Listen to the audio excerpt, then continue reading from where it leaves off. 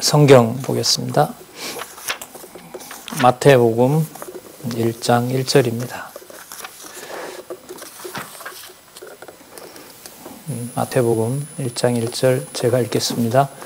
가지고 계신 의미분석 성경개론 50페이지에 있습니다. 아브라함과 다윗의 자손 예수 그리스도의 세계라. 자, 여기 보시면 세계라는 말은 족보라 이 말입니다. 족보는 근원을 찾는 과정을 보여주는 그 지식의 체계라고 할 수가 있겠죠. 정보의 체계라고 할 수가 있겠죠. 마태복음 1장 1절이니까요. 신약 성경이 출발하는 기록이 이렇게끔 되어 있습니다. 우리는 신약이라는 것보다 그동안 여러분들에게 많이 말씀드렸던 이제 메시아 성취, 여호와의 메시아 성취, 이게 바로 신약의 의미가 되겠죠. 오늘은 지난 시간에 절을 중심으로 우리 권, 편, 장, 절 그렇게 지금 성경 개론 공부하는 방법에 대해서 여러분들한테 제 소개를 드렸잖아요. 좀 간단하게 연결을 좀 이렇게 해볼게요. 이 강의와 관련해서 성경을 하나님의 말씀으로 공부하면서 하나님의 자녀로 살아가게 하실 때 하나님께서 그걸 소개해 주는 방법이 두 마디를 얘기해라 이러면 구약과 신약입니다. 그러면 구약과 신약 한마디로 말하 그러면 성경이고요. 그 성경이 도대체 뭐가 나왔길래 가장 중요한 개념이냐? 그럼 이제 한마디로 두 낱말에 붙어 있는 한마디로 여호와의 계시다. 여호와께서 당신을 드러내셨다. 드러내 보여주신 것이다. 이렇게 이제 한마디로 하는 거죠. 두 마디로 말하라 그러면 구약과 신약이다. 이렇게 말할 수 있습니다. 왜 그러냐라고 물으면 구약에는 그 여호와의 메시아 언약이 기록되어 있고 신약에는 여호와의 언약한 메시아의 성취가 나와 있기 때문에 그렇다. 그 두 마디로 여러분들과 저의 정체성을 성경에 근거해서 변호하는 거죠. 그런지를 이제 확인해 가도록 여러분들한테 이제 우리 귀한 신앙의 선배의 연구를 통해서 여러분들과 같이 확인하자고 제안을 드리는 거죠. 더 심도 있게 읽고 더 흥미와 성경 지식의 재미도 더했으면 하는 바람으로 말씀을 드리는 거죠. 두 마디 가지고는 좀 부족하다 싶어서 그럼 다섯 마디로 할 수 있느냐? 그게 여러분 편이에요. 자, 섭리를 통해서 메시아를 언약하신 분이다. 그리고 찬양을 통해서 메시아를 언약하셨다. 여호와께서는. 그리고 상세한 예언을 통해서 언약하셨다. 그 언약하신 대로 예수를 통해서 이 땅에 2000년 전에 오셨던 바로 그 예수를 통해서 여호와께서는 언약하신 대로 메시아를 이 땅에 보내주셨다. 그게 네 번째 연결이고요. 그 다음에 뿐만 아니라 그리스도께서 가시면서 약속하셨던 성령을 보내주셔서 성령에 의해서 예수가 그리스도이심을 증거했다. 그게 여러분 다섯 마디로 얘기하라는 거죠. 그게 여러분 5편이었습니다. 그 다음 장이 있죠. 장도 지금 사실 살펴봤는데요. 장은 20마디여야 돼요. 20마디인데 구약에는 11개가 있어요. 그리고 신약에는 9개가 있어요. 그래서 총 20개인데 그러니까 누가 이렇게 물으면 성경과 관련해서 누가 그렇게 질문을 만약에 하면은요. 20마디로 한다면은 어떤 말을 할 수 있어요? 라고 물으면 저는 성경에 있는 장을 얘기할 거예요. 왜냐하면 그 장이 20개란 말이죠. 예. 그 장의 이제 핵심적인 개념들이 처음에 여러분 창세기 1장에서부터 36장까지 여호와의 언약 섭리라고 하는 걸로 시작이 돼요. 그런 이 구문이, 그런 어떤 그 명사의 조합으로 이루어진 구문이 20개가 있어요. 그 20개를 설명을 연결을 시켜가면 그게 여호와께서 존재하신다는 증거가 돼요. 여러분 놀랍지 않습니까? 단어 20개로 신의 존재의 증명을 여러분과 제가 경험할 수 있다는 거. 관심만 있다면 아마 여기에 여러분들이 몰입하리라고 봐요. 글쎄요, 신학에 관심이 있거나 어떤 사상에 관심이 있거나 큰 어떤 세계관을 그리는데 관심이 있는 후배들이 있나요? 미리 좀 경험한 사람으로서 여러분에게 제안을 드린다면 두 마디, 다섯 마디로는 좀 설득력이 없다고 본다면 그럼 20마디를 제안을 할게요. 성경 개론에 보면 장이라고 되어 있는 목차에 20가지의 개념을 여러분들이 관심을 가지고 본다면 그런 개념들이 바로 여호와라는 이름을 가지신 기독교의 신이 분명히 살아계신다는 증거의 안내를 받을 수가 있습니다. 자, 이것도 사실 말씀드렸죠. 자, 다시 복습할까요? 그 두 가지의 객관적 사건들을 논리적으로 연결하면 절대성이 되고요. 그 연결의 절대성은 절대자이신 하나님으로 가는 거기 때문에 성경은 영원한 하나님의 영원성을 보여준다. 자, 그게 바로 기독교의 특징이라고 말을 했습니다. 그리고 그것이 성경을 통해서는 창세기부터 계시록까지 꽉 차 있어야 돼요. 그 충격성이라 그랬죠.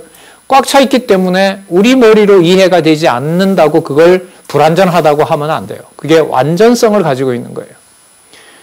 완전성을 가지고 있고 그 구조는, 그 연결의 모든 틀들은 우리의 어떤 사상과 판단으로 흔들리질 않아요. 그게 불변성입니다. 그것이 여러분들과 제 영혼에 떨어집니다. 그러면 그걸 중생이라고 얘기를 했고요. 그러니까 중생을 얘기하면서 성경을 벗어나서 얘기하려고 하면 안 돼요. 그래서 과거에, 지금도 있죠. 그런 종파들이 많습니다. 구원받은 날이 언제냐고 물어봐요. 구원받은 날이. 그 날짜를 정확하게 해석을 못하면 몇 가지 성경의 잘못된 근거를 가지고 물어봅니다. 그러면 자기 신앙이 흔들리게 되고 그야말로 성경을 왜곡하는 자들에게 끌려간 사례가 굉장히 많습니다. 제 가까이에도 많이 있고요. 말이 안 되는 거죠. 그런 것은.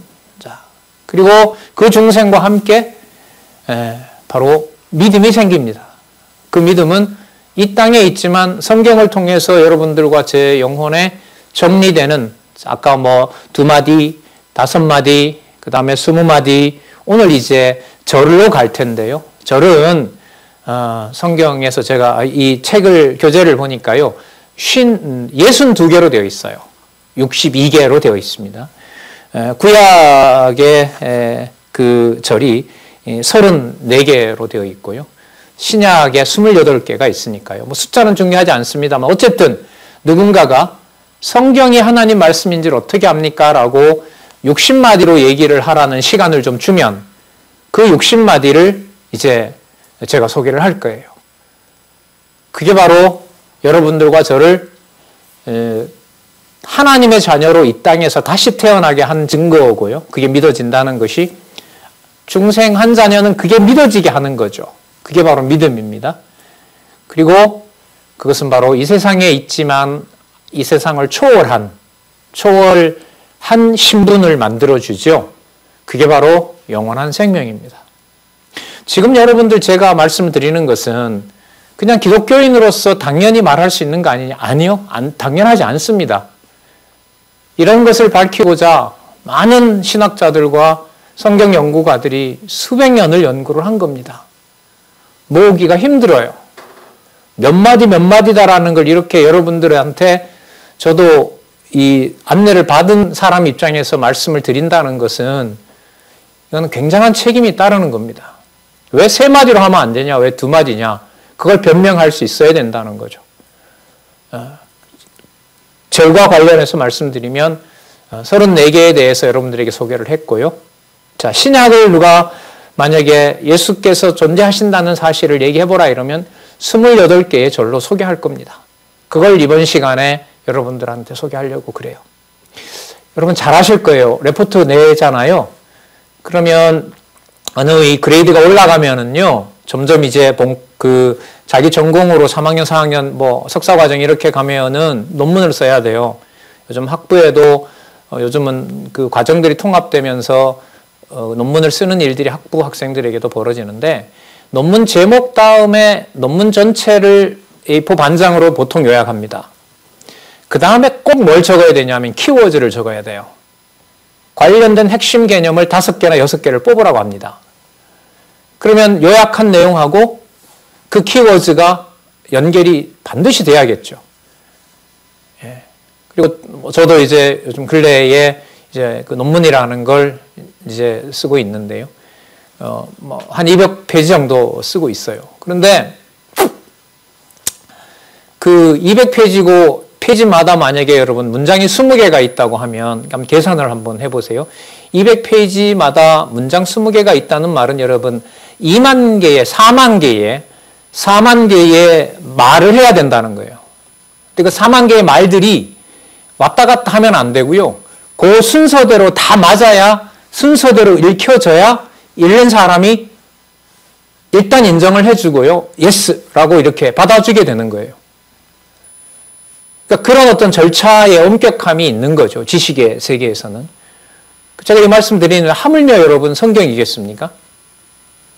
그러니까 이런 사실들에 대해서 우리는 이제까지 여러분들이 보신, 또 여러분들이 함께 살고 계신 부모님들요, 할아버지 할머니 세대와 부모님 세대에 살면서 종교적인 어떤 문화 속에만 여러분들이 있구나, 참 많이 봤죠. 저희 후배들도 그렇고, 저도 뭐 그 10대 때 그 기독교 가정에 태어난 것에 대한 반감을 저 역시도 가졌으니까요. 일요일날 놀러 가지도 못하죠. 수요일날 저녁 되면 뭔가 이해할 수도 없는 건데 그 시간 되니까 종치니까 가야죠. 뭐 성탄절의 어떤 기쁨이나 이런 것도 잠시죠. 좀 10대지만 그런 갈등을 여러분들도 느꼈을 겁니다. 주일 아침 일찍, 지금은 여러분 안 나오니까 좋죠. 그러나 그렇지 않을 때는 엄마 깨워서 엄마랑 같이 차 타고 오면서 즐거움 보다가는 냉랭한 분위기에서 오고요. 뭐 저희 집 애들도 그랬으니까요. 근데 여기에서 여러분들에게 말씀드리고자 하는 것은 그런 모든 할머니, 할아버지와 어머니, 아버지의 그러한 관심은요, 바로 성경에 나타나 있는 여호와의 살아계신 증거를 여러분들에게 안내해 주려는 거였습니다. 본인은 하지 않으면서도 또 할 수도 없으니까요. 그냥 제가 그랬으니까요. 어떤 잘 가르치는 선생님한테 그냥 일임하기도 했고요. 또 맡기기도 하는 그런 심정이었죠. 좀 낳아놓은 부모로서는 참 무책임한 노릇이라고 봐요. 저희들의 바람은요, 기도는 그거죠. 여러분들에게 주어지는 어떤 이런 기회가, 이런 소개가 다음 세대에는 어렸을 때부터 좀 좋은 환경에서, 진짜 인간적으로 좋은 환경에서 부러울 것 없는 지식의 그 내용과 어떤 이 구조를, 내용과 그 틀을 머릿속에 하나님 여호와를 아는데 몰두할 수 있기를 바라는 마음에서 이런 시간을 갖는 겁니다. 좀 서론이 좀 지났고요.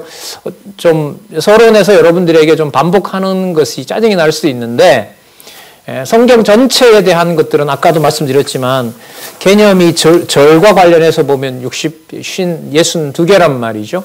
62개의 개념의 연결성을 여러분들에게 순서 있게 말씀을 드려야 되기 때문에 그때마다 지난번에 강의했던 그 원로의 강의, 여러분들이 진짜 할아버지 세대들이잖아요. 성경신학 1세대를 함께 해오신 여러분들의 할머니, 할아버지 세대들의 간절한 바람이라고 제가 생각을 하고 그 개념들을 여러분들한테 소개를 드리는 겁니다. 실제로 어떤 학문을 해가는데 그런 부분들이 증명이 안 되면 머릿속이 명쾌할 수가 없어요. 문제는 내용이 무엇이고 그 내용을 어떻게 연결시키냐는 것을 이제 저는 여러분들한테 소개해 드리는 거고요. 자, 그러면 좀 서론에서 말씀했던 것을 좀 하나씩 살펴보면은요. 17페이지에 가면 제1절 구약의 언약 성취라는 내용이 나옵니다. 여러분 이건 이제 위로 올라가면 여호와께서 언약하신 대로 그리스도를 성취하신 내용이다. 그 기록과 관련이 되는 겁니다. 처음에 제1절은 뭐냐 하면 구약의 언약 성취인 거죠. 자, 지금부터 여러분들한테 신약과 관련해서 28개의 개념, 이 구분이라 그러죠. 그 개념, 프레이즈를 여러분들한테 소개할 텐데, 그 개념의 덩어리가 28개가 신약을 이해하는데 가장 중요한 개념이 돼요. 한마디로 하라 그러면 그리스도 성취인 거고요. 두 마디로 하라 그러면 예수에 의한 성취, 성령에 의한 성취라는 구문이에요. 그 다음에 장과 연관해서는 9개가 있죠. 그죠? 9개를 말씀을 드린다면은, 지난번에, 이건 소개를 안 했네요. 9개 얘기하면, 마태복음부터 사도행전 1장 11절까지 4개. 직임이라는 낱말, 그리스도와 관련된 직임이라는 낱말, 그리스도와 관련된 친분이라는 낱말, 개념, 그 다음에 사역이라는 개념, 그리고 본성이라는 개념. 그게 다 논리적으로 연관이 돼야 돼요. 그 다음에 교회 창립과 관련된 개념, 그 다음에 교회 양육과 관련된 개념, 그 다음에 교회 무장과 관련된 개념, 교회 투쟁이라는 개념, 관련되기보다 투쟁이라는 그 개념, 그리고 교회 승리라고 하는 개념. 이 9가지 개념이 신약 성경을 이렇게 싸고 있는 개념이라고 봐요.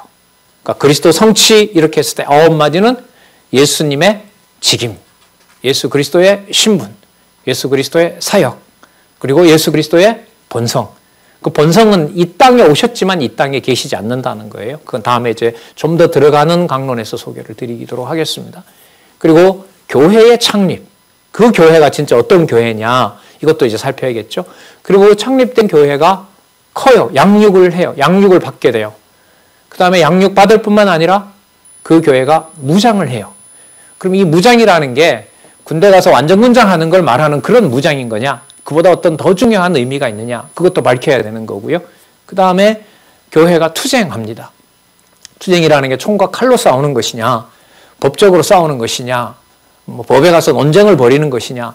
아니면 다른 차원의 교회가 하는 투쟁은 뭔가 있는 것이냐? 물론 달라야겠죠. 그 다음에 그 투쟁의 결과가 반드시 승리인 이유가 어디 있느냐? 이게 여러분 9마디예요. 자, 그 다음에 28마디로 한번 늘려볼게요. 28개의 개념으로. 먼저 구약의 언약 성취예요. 그러니까 신약 성경을 시작하면서 이 성경 개론의 특징이 여러분 본문에 바탕을 둔다 그랬잖아요. 그러니까 본문 요약부터 출발하는 거죠. 그러니까 여기 한번 보면은 마태복음 1장에서부터 4장을 두 마디로 요약을, 두 개의 개념, 크게 보면 3개의 개념이지만 한 구문으로 요약을 합니다. 구약의 언약 성취 내용이 마태복음 1장에서부터 4장까지 나왔다. 성경 본문으로 봐도 여러분 그 장수는 많습니다. 여러분들이 한번 해보셔도 되죠. 의미 있는 일이라고 봐요. 마태복음 1장에서부터 4장을 여러분들이 읽어보시고 구약의 성취 내용이다. 구약의 언약 성취다라는 이 개념으로 여러분들이 모아지면 여러분들은 요약 잘하고 있는 거죠. 그리고 내가 성경을 어느 정도 공부했다라는 거예요. 안내를 받았구나. 그 좀 미안한 얘기겠지만은요. 여러분들이 만 10여 명 정도 저랑 만났을 때 성경을 어느 정도 공부하고 있는지를 제가 실제로 테스트하는 방법이 있어요. 이미의 성경 본문 마태복음 같은 경우에는 몇 장을 주고요. 1시간 동안에 읽어보고 이 4장에 혹은 5장에 나타난 내용의 핵심이 무엇인지 한번 위에다 제목을 달아봐라. 제목을 달아봐라. 옛날에 이런 논술 문제도 있었어요. 대학에서 이런 문제도 내긴 했는데요. 대학에서 하기 때문에 정답이 아니라 당연한 거죠. 성경 개론의 특징이 여러분 본문에 대한 요약으로 알고 싶은 사람에게 안내한다는 거죠. 그러니까 남에게 정보를 줄 때는 이렇게 장황하면 안 되죠. 뭔가 얘기를 장황하게 펼치더라도 돌아오는 것이 분명해야 되는 거잖아요. 자, 먼저 구약의 언약 성취라는 낱말이 나와야 신약 성경을 하나님의 말씀으로 소개하는 일이 시작이 돼요. 무슨 낱말이라고요? 구약의 언약 성취. 이게 안 나오면 안 돼요. 그러니까 제일 마지막 28번째는 뭔가 볼까요? 계시록에 있겠죠? 한 페이지 넘겨서 여러분 19페이지 제일 마지막에 보세요. 주의 승리와 왕국. 여기 주는 주 예수 그리스도일 확률이 많지만 하나님 여호와도 들어갑니다. 미리 제가 확인을 했기 때문에. 그러면 여러분 이렇게 신약을 소개해야겠죠. 28마디로 여러분들한테 좀 오랜 시간 동안, 한 1시간, 2시간? 한 2시간 정도는 돼야 되겠죠. 28마디로 여러분들한테 신약 성경을 소개해 드리도록 하겠습니다. 본문에 근거를 두고. 어떻게 시작하냐 하면 구약의 언약 성취로부터 시작해서 주의 승리와 왕국이라는 말로 마치는 바로 그 28개의 개념의 조합을, 구문을 여러분들한테 소개할까 합니다. 그걸 순서대로 연결을 하면서 여호와 하나님의 존재를 소개할 수 있으면 여러분들과 저는 성경을 하나님의 말씀으로 봐가는 준비가 되는 거죠. 글쎄 여러분 이걸 시간을 안 들이고 가능할까요? 듣기만 하는 것으로 안 됩니다. 여러분들 학교에서 교수님들 강의를 듣고 강의에 집중한다고 다 돼요? 아니죠. 강의 집중은요. 내가 한마디로 요약하는 것을 훈련하는 거예요. 그리고 그걸 15주, 16주 여러분들이 듣고 기말에 가장 핵심적인 뭔지를 여러분들이 메모했고 모아놨던 것들을 한 덩어리로 모아서 주어진 1시간 동안에 혹은 2시간 동안에 가장 중요한 것이 무엇인지를 여러분들이 시간을 많이 보낸 부분을 중점적으로 해서 여러분들이 보고서를 쓰든지 아니면 시험을 치는 거 아닙니까? 자연과학이든 인문과학이든 마찬가지죠. 그 영역은. 그 모든 훈련들을 성경을 공부하기 위해서 하나님이 시키신 일이라고 하면 여러분들 기분 나쁜가요? 기분 나쁘고 기분 안 나쁘고 이런 문제는 아니에요. 이걸 여러분들이 냉정하게, 진짜 인간적인 표현이지만요. 냉정하게 듣고 확인하고 성경에 대한 연구의 길잡이가 강론집 여러분 잘 아시는 것처럼 다 기록되어 있으니까요. 그 길을 여러분들이 따라왔으면 참 좋겠다. 그리고 빠른 시간 내에 10대쯤에 성경 공부를 어느 정도 다 바탕에 깔고 진짜 대학에 가서 무슨 전공을 하든지 간에 하든 하나님 여호와 살아 계신 증거를 확인하는 공부를 하면 참 좋겠다. 이게 이제 유일하게 남아있는 거예요. 아직도 성경신학을 함께 공부했던 이런 사람들이 성경신학을 왜곡하는 곳이 참 많아요. 어떤 분이 저한테 이 성경개론을 거의 카피해 가지고 와서 자기가 어떤 분이 책을 냈는데 그 책에 대해서 좋은지 나쁜지 저보고 평가를 하라 그래요. 제가 그래서 뭐라 그랬냐면 거의 도둑질인데요. 제가 그랬어요. 그 내용은 성경개론을 그대로 갖다 적어 놓고 책 이름에 제목을 바꿔서 자기 이름으로 내겠다는 거예요. 그걸 성경신학을 좀 이렇게 문헌으로 누가 쓴 건지 알고 있는지 제가 동의할 수 없죠. 그래도 이 의미가 있지 않냐고 이러시면 안 된다고. 정확하게 그 내용의 근거가 어딘지부터 밝히고 그리고 자기 얘기와 가져온 얘기를 선명하게 구분을 해야지 어디까지 자기 거고 어디까지 남의 걸 가져왔는지 밝히지 않고 마치 지은이가 자기인 것처럼 말을 하는 걸 평가하라고 하면 그건 말이 안 되냐고. 도둑질 해온 걸 어떻게 좋다 나쁘다냐고 평가하냐고. 그럼 같이 도둑놈 되지 않은 얘기인데. 그래서 학문의 엄격성은 여러분들에게 매우 중요하다고 봐요. 글쎄 지금이야 외국 유학하기가 좀 힘들잖아요.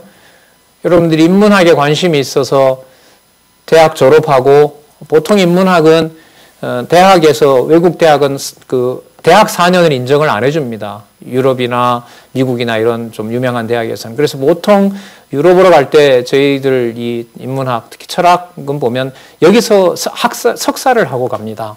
석사 과정은 인정을 해줘요. 대학 과정은 인정을 하지 않는데.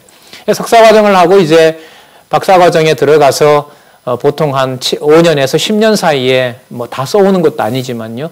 거기서 이제 독일에 가면 독일어로 하겠죠. 프랑스로 가면 불어로 할 거고요. 스페인으로 가면 그 스페인어로 할 거란 말이죠. 그렇게 이제 가서 연구들을 하는데 아까 얼핏 말씀드렸습니다마는 아까 이제 28개인데요. 신약 성경은 수백 마디를 이제 그 언어 장벽을 넘으면서 증명해 가야 되잖아요. 그런 일이 쉽지 않은 것처럼 여러분 성경도 쉽지 않은 거예요. 그래서 이 시간을 드리면서도 하나님께서 이런 준비를 저희 다음에 신앙의 그 후배들에게 좀 허락해 주시면 안 되냐, 안 되겠습니까? 이제 그런 간절함을 가지고 여러분들에게 말씀을 드리는 겁니다. 수로 보면 외통수입니다. 그럼 다른 방법이 없습니다. 읽고 확인하게 해주는 작업 외에는 다른 방법이 없습니다. 요즘 여러분들 할머니, 어머니, 아버지들이 이런 확인을 많이 하시더라고요. 뭐 줌을 통해서 그렇게 하시는 거 이렇게 지난번 영상에서도 올라와서 봤는데요. 저 일이 먼저 여러분들한테 일어났으면 하는 게 제 바람입니다. 자, 2절. 구약의 언약 성취 내용이므로 선지의 직임 성취. 선지라는 선지자가 하는 직임을 얘기를 하는 거죠. 선지자는 하나님 말씀을 받아서 하나님이 뽑아준 선지자가 하나님의 말씀을 전하는 일이 선지직인 거죠. 이게 신약 성경에 제일 먼저 등장해야 돼요. 그럼 두 번째, 선지직이 소개하는 게 바로 뭐냐 하면 선지자가 참 왕이 누구냐. 왕을 소개할 수밖에 없어요, 선지자는. 이런 건 제가 그러니까 여러분들보다 좀 먼저 좀 확인한 게 있기 때문에 이렇게 얘기하겠죠. 그 논리적 연결은 제가 확인하지 않으면 안 되는 거예요. 구약 언약 성취 다음에 왜 선지직임이 먼저 나오죠, 선생님? 그걸 제가 설명을 해야 되니까요. 자, 그런 어떤 논리적 연결이 이어진다는 걸 전제로 하고 선지직의 직임 다음에 왕위의 직임이 나옵니다. 그리고 선지자가 또 하나 책망하는 내용이 올바른 제사장이 있어야 하나님이 기뻐하신다. 그래서 뭐가 나오냐면 제사의 직임이 나오는 거예요. 그럼 제사의 직임으로 이제 이른바 마태복음 직임에 의한 성취가 마친 다음에 그렇다면 이걸 전하는 그분이 누구인지를 소개를 해요. 그분은 육신의 몸으로 보면 나사렛에 있는 요셉의 아들이었어요. 아버지를 일찍 여의고 어머니와 함께 형제 여러 명을 키운 바로 그 어떤 사람에 불과해요. 그런데 그분이 바로 누구냐 하면 자, 제2장의 1절로 가면 본래 신분으로 소개해요. 그래서 마가복음 1장 1절은 하나님의 아들 이렇게 시작합니다. 하나님의 아들. 그래서 그분이 앞에 4개가 있었잖아요. 4개의 요약이 있었으므로 그 내용에서 봤을 때 그분은 본래 신분이 바로 하나님의 아들이다. 자, 그런데라는 접속사가 들어갑니다. 그런데 그분이 이 땅에 육신의 몸을 입고 우리처럼 이런 같은 형체로 오셨는데 그걸 하늘에 있는 분이 낮아진 모습이라고 얘기를 해요.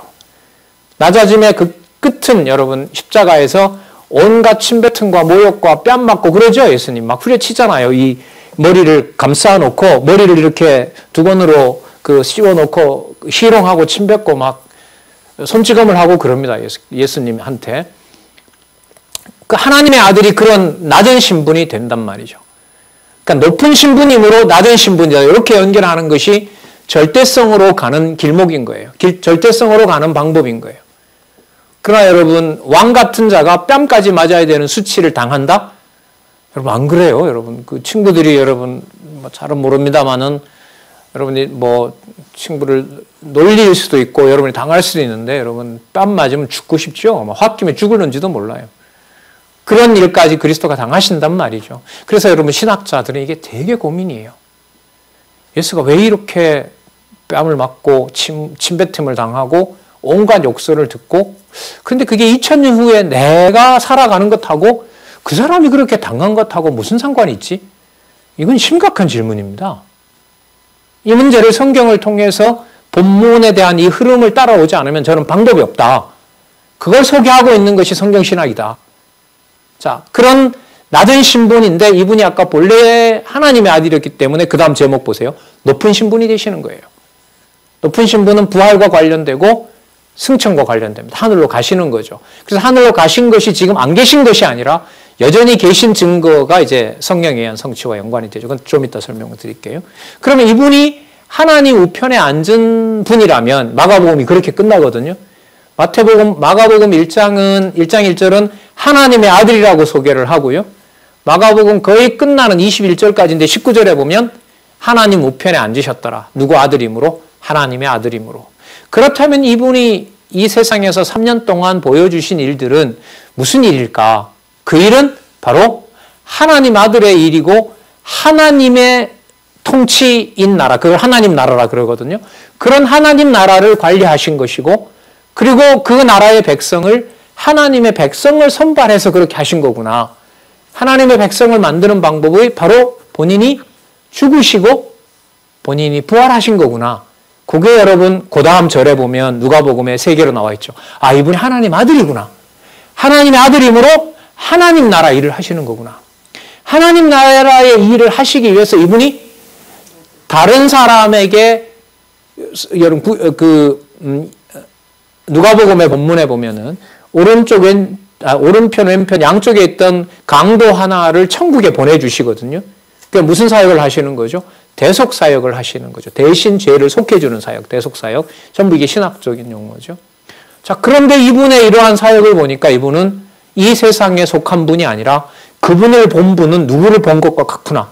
하나님을 본 것과 같구나. 그게 그 다음 요한복음에 두 가지로 나와 있어요. 아, 이분은, 그러므로 이런 일을 하시는 이분은 어디에서 오셨구나. 철내가 이제 한문이잖아요. 하늘로부터 오신 분이구나. 그래서 이분이 하나님 아들이구나. 그리고 이분이 장차 심판주로 오실 때까지 성경에 약속이 되어 있어요. 오른편에 모든 세상을 하나님께서 모든 걸 다 이루셔서 예수 그리스도께서 발로 밟을 준비가 다 되어 있을 때까지 하나님 우편에 앉아 계셔야 돼요. 그때 재림하신단 말이죠. 큰 징조는 뭐냐면 이방인에게 하나님의 이름이 다 전해져야 돼요. 그리고 유대인에게 복음이 돌아가야 됩니다. 그래서 여러분들 모르겠어요. 여러분 친구들이나 여러분들 다니는 학교의 선배들 중에 아마 예루살렘에 가서 선교하는 분들이 있어요. 그분들의 이유는 뭐냐면 장차 예수님이 예루살렘에 복음이 전해지면 오시기 때문에 그 준비를 한다고 가는 분들도 있어요. 우리나라는 또 교회 역사는 할 말이 참 많죠. 분단된 치하에 너무나 성질이 다른 부의 균형부터 시작해서 최고의 어떻게 보면 부를 누리는 나라로 되어가고 있는 남한과 과거에 먼저 복음을 받아들였지만은 세상 어떤 곳보다가도 탄압과 뭐 인간적으로 말하면 인권과 신앙의 자유가 박탈되어 있는 그곳에도 수십만, 적어도 10만 이상의 믿음의 식구가 있다잖아요. 주일날마다 다 나무하러 간대요. 알고 보니 글쎄 이런 뭐 정보는 뭐 북한에도 이미 알고 있을 거라고 생각을 하고요. 거기에 가서 이제 땅을 파놓고 하나님 이름을 막 땅에다가 마음껏 불러보고 내려오기 위해서 산으로 간답니다. 예. 그리고 그분들은 성경을 보고 다 외운다 그러죠. 외운다. 한 30-40년 외웠으니까. 그래서 오늘은 로마서 외우자 그러면 다들 외운답니다. 할머니 입에서 그냥 줄줄 그렇게 나온대요. 물론 전에 들은 얘기입니다만은 이게 숙제고 과제죠. 제가 그런 말씀들을 여러분들 이제 선생님하고 같이 공부하는 분들한테 그런 얘기도 많이 나누기도 했는데 이렇게 말씀드리기도 했어요. 하나님 북한에도 복음을 다시 전해줄 틈이 준비가 저들은 다 되고 있는데 하나님 언제 통일을 시켜주실 겁니까? 뭐 국가정책의 통일에 관심 물론 뭐 시민으로서 가질 수 있죠. 그보다가는 더 이렇게 끝내시면 참 너무 이건 균등하지 않으니까 다시 북한에 있는 성도들에게도 복음 전할 수 있는 기회를 주시기 바랍니다. 지금 교회는 못 나오는데 어제 어떤 제 후배 선생님 한 분이 북한의 북한 선교 단체에 연보를 하신대요. 그랬더니 연말이 됐는데 그걸 운영하시는 분이 책을 한 6권 보내준가 봐요. 그래서 강사님 강의를 들어보니까 북한 사정에 대해서도 많이 궁금해 하실 것 같아서 그 책 한 권을 저한테 보내주겠다고 너무 감사하다고 보내달라고 그 자료 저도 좀 필요하니까 그렇게 이제 준비를 해놓고 있습니다. 뭐 이 한국교회사 얘기는 여러분 다음에 또 여러분들한테 또 말씀을 드리도록 하고요. 자, 지금 우리가 절을 3개, 2개 그러니까 9개, 11개를 했거든요. 그 11개의 구문이 반드시 마태복음부터 요한복음을 지나서 사도행전 1장 11절까지 예수님 이 세상에 계시면서 하시는 내용을 알려주고 전달할 때는 꼭 나와야 되는 개념이에요. 먼저 다 저는 외우지는 못하겠어요.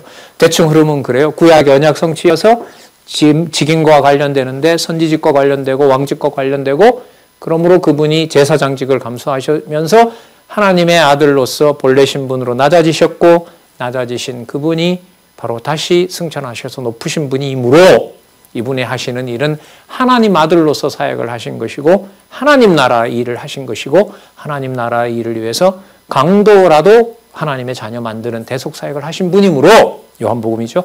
이분은 하늘에 속한 하나님의 아들로 오신 분이고 하나님 아들로 오셨으므로 이분은 하나님 우편에 가셔서 장차 오실 준비, 재림 준비, 땅에서 성령을 보내셔서 잃어버린 하나님 백성을 찾아내는 일입니다.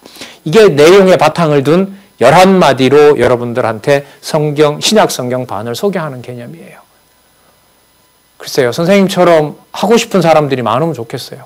그 말은 여러분들이 그런 공부를 하신다는 의지가 있다는 게 드러나는 거니까요. 글쎄요, 저는 뭐 여러분들한테 내 지식을 소개하기 위해서 적어도 이 자리에 서 있지는 않습니다. 좀 나이가 그래 조금 들고 자녀들을 조금 이렇게 자라는 광경을 본 입장에서 하나님께서 저한테 그래도 이렇게 흔들리지 않는 한 방향을 제시해 주고 있다면 그게 바로 이런 공부를 통해서 가장 중요한 부분이 무엇인지를 개념으로 소개하도록 하는 일을 여러분들과 같이 이렇게 하게 하셨다고 봐요. 자, 그 다음에 그분이 바로 하나님이신 분이므로 이렇게 되겠죠. 그분이 보내신 성령께서 오셔서 당신이 오실 때까지 이 땅에 뭘 세우시냐면 교회를 세워주세요. 그러니까 이 교회는 예수님께서 가신 증거입니다. 예수님께서 오신 증거예요. 그래서 교회를 피상적으로 여러분들이 보는 눈으로만 보게 되면 교회의 깊이를 통해서 하나님 여호와를 알 수는 없어요. 그렇으면 어떻게 합니까? 성경에 기록된 대로 따라와야 돼요. 예수님에 관한 기록도 그렇지만은요, 예수님의 제자들 가운데 직접 봤던 자들, 그리고 사도 바울이 신약 성경의 한 절반 이상을 쓰거든요. 13부분을 쓰니까요. 그분이 기록했던 그 신앙의 선배들을 통해서 기록하게 했던 성경을 따라가야 되는 거예요. 자, 그러면 제일 먼저 이제 남아있는 절들을 소개해 볼게요. 제일 먼저 등장하는 게 예루살렘 교회 창립이에요. 창은 창조할 때예요. 그러니까 교회는 여러분 이게 좀 정리가 필요한데요. 교회는 한 번 세우는 거지 여러 번 세우는 게 아니에요. 그래서 이 지금 책에 보면 예루살렘 교회는 처음으로 교회가 언약대로 창립된 거예요. 그리고 나머지 교회들은 또 새로 나는 것이 아니라 창립된 교회를 통해서 전파된 복음이 다시 전해지는 거예요. 그걸 뭐라고 하냐면 설립이라고 얘기를 하는 거예요. 이것도 신학적인 어떤 판단에 의해서 나오는 개념에 대한 정의라고 할 수가 있겠죠. 창조는 한 번 하셨지 뭐 두 번, 세 번 하시는 게 아니라는 면에서요. 그래서 여러분 이 땅에 교회가 하나님의 복음을 듣고자 하는 성도들이 있는 교회가 있다는 것은 바로 예루살렘 교회가 창립됐다는 증거입니다. 그리고 사도행전 1장 8절의 말씀 여러분들도 아실지 모르지만 땅끝까지 복음이 전해진다는 것은 예수님의 약속이기도 했고요. 그러면 예루살렘 교회가 창립이 된 다음에 약속대로 이방 지역에도 교회가 설립되는 겁니다. 얼마 전에 여러분 선배 중에 한 분이 우리 지구본에서 우리나라를 딱 구멍을 뚫으면 반대편이 여러분 제가 알기로 아르헨티나 그 바다가 나와요. 그 아르헨티나에 계셨던 여러분 선배 한 분이 오셨어요. 참 많이 교제를 하고 싶은데 이런 상황이어서 뵙지 못하는데 그분 얘기를 잠시 들었죠. 오셨을 때 한국인들로부터 따돌림 받고 한국인들로부터 그곳에도 교포들이 많으니까요. 부에노스아이레스 같은 경우에 많이들 살거든요. 그래서 뭐 이단이라는 오해도 받고 자 그렇게 하시면서 이제 한국에 얼마나 오고 싶으셨겠어요. 그래서 이제 제가 말씀드린 이유는 반대편이잖아요. 반대편에서 여러분들이 듣고 있는 이 말씀들을 수십 명 또 주일마다 그렇게 모여서 공부하신다고 그래요. 여러분 아르헨티나 그렇게 길잖아요. 우리는 뭐 지방에서 온다 이러면 기껏 해봤자 뭐 부산도 4시간인데요. 그 모임에 어떤 장로님이 오시기 위해서 1000km를 온대요. 1000km. 그럼 1박 2일 운전해야 되죠. 하루에 1000km 못 하잖아요. 부산까지 여기서 한 430km니까요. 왕복하는 길이보다 멀잖아요. 그렇게 해서 모여서 복음을 또 들었던 강론 이런 걸 또 전해주고 이렇게 하신다잖아요. 그게 여러분 예루살렘 교회가 창립되었다는 증거입니다. 그리고 이방 지역의 교회가 설립하고 있고 그 중에 하나 이제 우리는 이방인으로서 이렇게 참여하고 있고요. 그리고 이 사도행전에 보면 그 출발이 이방 교회의 출발에 어떤 동력을 불어넣는 곳이 바로 로마 교회입니다. 그래서 사도행전은 로마 교회가 어떻게 설립되어 가는지 당시의 로마는 땅끝이에요. 땅의 끝이자 땅끝까지 모두 점령하고 있는 나라가 로마죠. 그 로마 제국 안에 로마 제국에 하나님의 나라가 서는 일이 바로 사도행전으로 끝납니다. 그래서 성령의 연성치 이 세 가지로 끝나고요. 그 다음에는 로마 교회를 중심으로 해서 세계 제국인 로마 제국보다 더 큰 나라가 바로 하나님의 나라고 그게 바로 교회라는 거죠. 그 무서운 로마 제국 치하에다 놓고 자 로마서에 나타난 절 제목 볼까요? 칭의의 복음으로 양육합니다. 그러니까 여러분 그 애굽 사건에 보면 애굽이 히브리인들의 그 산화 제한을 하잖아요. 태어난 아이 막 죽인단 말이죠. 왜냐하면 백성이 많아지면 그 자기네들에게 반란을 일으킬지 모르기 때문에. 그런데 하나님께서는 그런 세상의 어떤 치하에다 두고 뭘 하게 하냐면 의로운 복음을 듣고 태어나게 하는 일이 벌어지고 길러주는 일이 생기는 거예요. 그게 바로 로마서고요. 그 태어나고 하나님의 백성으로 그 의롭다고 한 하나님의 백성을 건덕이라는 말은 세워주는 거예요. 교회를 통해서 그 양육을 시키는 거예요. 교회를 양육을 시키는데 사람의 능력으로 하질 않아요. 하나님의, 고단 보세요. 은혜의 복음을 한다는 말은 하나님께서 뭐 하신다? 양육해 주신다는 말이 되는 거예요. 제가 지금 논리적으로 연결을 시키고 있어요.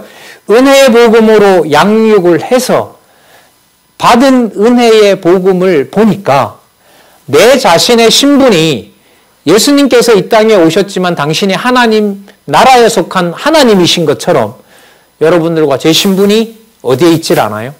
땅에 있지 않고 하늘에 창세전에 여러분들과 제가 이미 하나님의 자녀로 하나님 우편에 있었다는 거예요. 그게 여러분 에베소서예요. 교회의 진리로 바로 무장이 되는 거예요. 그러니까 여러분들과 제가 여러분들이 신화 마이다스의 신화 알아요 혹시? 이 성경 얘기하면서 신화 얘기해서 참 안 됐는데 그 신화가 뭐죠? 만지는 것마다 다 뭐가 돼요? 황금이 되잖아요. 황금이 된단 말이에요. 먹을 것도 황금이 돼버리고 이렇게 된단 말이에요. 그래서 그 황금에 결국은 붙여 죽어버리잖아요. 그런데 여러분 이게 뭐냐면 여러분들과 제가 이미 이 땅에 태어나기 전에 창세전에 그리스도 안에서 황금보다가도 더 귀한 하나님의 자녀로 다 무장이 되어 있다는 거예요. 그게 여러분 교회 진리로 무장이고요. 그렇다면 그렇게 무장된 삶을 이 세상에서 사는 것이 바로 하늘에 있는 하나님 나라의 백성으로 살아가는 거예요. 그게 그 다음에 나오는 뭐죠? 교회 생활인 거예요. 그래서 이 교회 생활을 여러분들이 눈에 보는 그런 의미에서 교회가 아니라요. 하늘에 속한 하나님 자녀로 살아가는 생활을 말해요. 그래서 사실 이 에베소서 빌립보서는요. 로마에서 감옥에 갇혀서 사도 바울이 글을 쓰는 겁니다. 그래서 그렇게 즐거워하게 합니다. 왜냐하면 쇠사슬로 묶어도 쇠사슬로 묶어놔도 그 영혼은 묶을 수가 없기 때문에 하늘에 속한 이미 그야말로 너무나 빛나는 황금으로 도금이 되어 있도록 무장이 되어 있기 때문에 그 어떤 순도를 떨어뜨릴 수가 없다는 얘기예요. 그래서 이 이른바 이 감옥에서 하는 이 쓴 글을 옥중서신이라 그러는데 옥중서신의 비밀은 여기에 있는 거죠. 그래서 여기서 말하는 교회 생활은 어떤 고난이 있더라도 보호해 주시는 하나님의 그게 동력을 약화시키는 것이 아니라 진리의 동력을 불어넣는 무장해 가는 과정이 된다는 거예요. 그래서 요즘 많이 들어보실 거예요. 여러분들이 모이는 가정을 우리가 교회로 보죠. 가정교회로 보고 있잖아요. 그래서 가정교회 몸을 갖는다. 가정교회 행사다. 이렇게 교회 일을 바깥에 나온 여기서 정하는 게 아니죠. 여기서부터 출발하는 게 아니라 여러분들의 가족 단위를 뭘로 본다? 창세전 하나님께서 이미 정해놓으신 가정으로 보고 있다. 가정교회로 보고 있다는 거죠. 자, 그런데요. 그 가정교회가 모여서 그리스도의 통치를 받는 하나의 그 몸이거든요. 그걸 이 땅에서는 뭘로 보여주냐면 교회의 체제로 보여줘요. 그래서 교회 오면 왜 예를 들면 목사님, 장로님 이런 분 있잖아요. 그게 여러분 계급이 아니에요. 계급이 아니고요. 먼저 복음을 들었던 분과 그분을 통해서 복음을 다시 듣고 또 다른 분에게 전해준 그런 어떤 질서를 말하는 게 바로 목사, 장로 이런 거예요. 그러다 보니까 밑으로 내려올수록 연령이 적죠. 여러분들 부모님이나 여러분들 형, 선배 정도까지 이렇게 오는 거예요. 그게 여러분 계급 질서가 아니에요. 전체 진짜 착각하면 안 돼요. 그걸 오해하시면 안 돼요. 내가 이 교회 오래 다녔다고 내가 이 교회 주인이다. 물론 그렇게 생각 안 하겠지만 그런 식으로 그렇게 받아들이면 절대로 안 돼요. 그건 반성경적이니까요. 자, 그 다음에 그렇게 모여서 그럼 뭘 하게 하느냐? 그 다음에 그게 교회 투쟁이라는 이름으로 유대주의를 경계해요. 여러분, 유대주의는 뭐냐면 내가 하는 일의 주체가 내가 되는 거예요. 내가 힘을 가지고 있다고 과시하게 되면 그게 여러분 유대주의예요. 유대인들은 자기들이 예수를 죽일 수도 있고 살릴 수도 있다고 착각을 하거든요. 그래서 내 의를 앞세우는 것이 바로 유대주의입니다. 그걸 경계하도록 해요. 경계하도록 합니다. 그걸 이제 교회라고 하는 진리의 말씀으로 모인 성도들이 서로 하나님보다 앞서가는 것을 서로 경계하게 해요. 그래서 여러분 선배 중에 하나가 그건 인간적인 일이다. 교회에서 그런 인간적인 잣대로 사람을 평가하거나 일을 하려고 하면 안 된다. 그런 말을 여러분 앞으로 들을 거예요. 그 말은 그분이 여러분들 미워서 그러는 게 아니라 성경에서 봤을 때 그거는 하나님의 나라, 하나님의 교회에 그거는 반하는 일이기 때문에 그렇다. 성경에 그게 나오니까요. 뿐만 아니라 여러분 유대주의를 경계하는 것은 뭐와 관련이 되냐면 자기 의를 높이려고 하는 사람은 그리스도가 머리를 주관해 가신다는 걸 부정하는 사람이에요. 그 말은 교회를 세상의 욕심을 채우기 위한 수단으로 써요. 그걸 뭐라고 규정하냐면 세속주의라 그래요. 그러니까 유대주의는 세속주의로 가겠죠. 왜?